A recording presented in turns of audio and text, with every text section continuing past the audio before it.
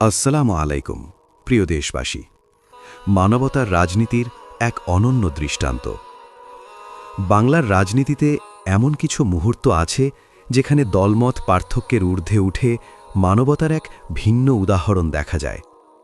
তেমনই একটি আলোচিত ঘটনার কথা অনেকেই স্মরণ করেন, যখন বাংলাদেশের সাবেক প্রধানমন্ত্রী শেখ হাসিনা হৃদরোগের চিকিৎসার জন্য বিএনপির মহাসচিব মির্জা ফখরুল ইসলাম আলমগীরকে প্রায় ৩৫ লাখ টাকা সহায়তা করেছিলেন বলে বিভিন্ন সময়ে আলোচনা হয়েছে।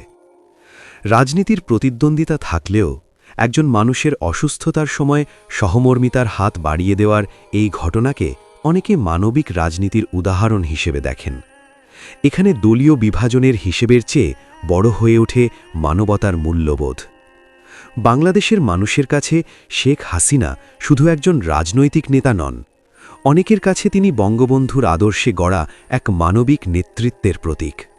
বিপদে আপদে মানুষের পাশে দাঁড়ানোর অসংখ্য ঘটনার কারণেই অনেকে তাকে ভালোবেসে বাংলার জননী বা মানবতার মা বলে অভিহিত করেন। রাজনীতি সময়ের সঙ্গে বদলায়, মতভেদও থাকে, কিন্তু মানুষের কষ্টের সময়ে সাহায্যের হাত বাড়িয়ে দেওয়ার এমন গল্পগুলো মানুষের মনে দীর্ঘদিন ধরে জায়গা করে নেয়।